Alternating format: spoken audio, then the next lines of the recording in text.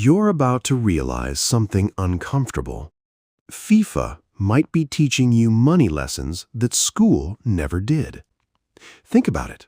In FIFA, you start broke, you build, you trade, you invest, you take risks, you win, or you get wiped. Now here's the wild part. Most people play FIFA for years, but never notice it's basically a money simulator. So let me ask you a real question. If you can build a billion-dollar club on FIFA, why can't you build a $1,000 emergency fund in real life? Stay with me, because by the end of this, you'll see your own money differently, and you'll probably never play career mode the same way again. First lesson FIFA teaches you: your budget is a weapon. In FIFA, if you blow your coins early on random players, you get stuck. You can't upgrade. You can't compete.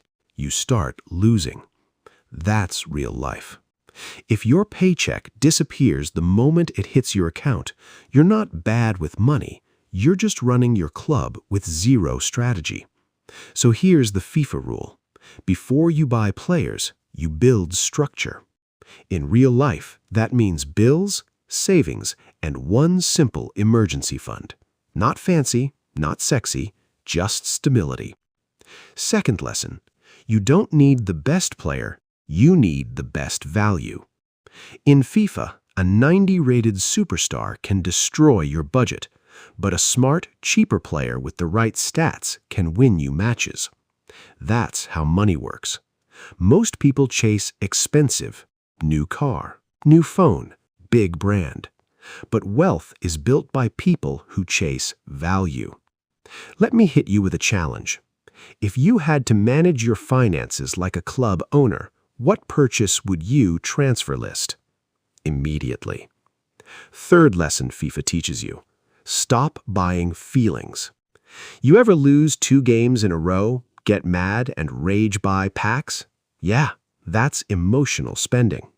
Real-life emotional spending looks like, I had a bad day, so I deserve this. But money doesn't care about your mood. Money only follows your decisions. So when you feel like spending to feel better, do what smart FIFA players do. Pause. Breathe. Wait 24 hours. If you still want it tomorrow, fine. But if you don't, you just saved yourself from a financial mistake. Fourth lesson: small upgrades compound. In FIFA, you don't go from a 72 team to a 90 team overnight.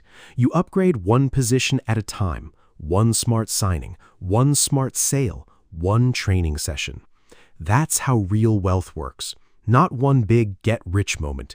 It's the boring upgrades, saving $5, $10, $20 a day, paying off one debt, learning one skill, raising your income little by little. And no, I'm not saying you can become rich by skipping coffee. I'm saying if you can't control small money, big money will control you.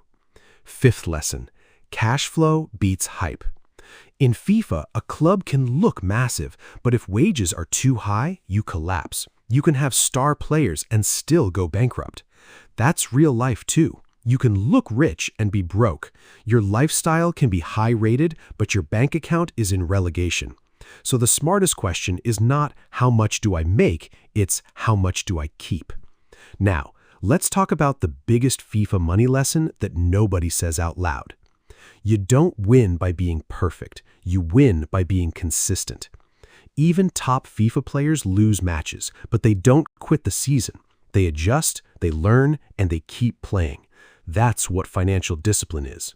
You will mess up. You will overspend sometimes. You will make a dumb purchase, but if you keep your system, your future still wins. So here's the simple career mode money plan, USA edition. Step 1. Build your starter emergency fund, even $500. Step 2.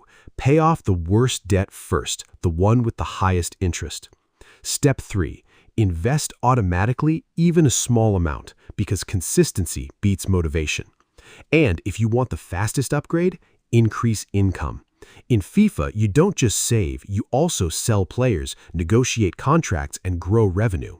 In real life, that means learn a skill that pays, negotiate your salary, start a side hustle, build something.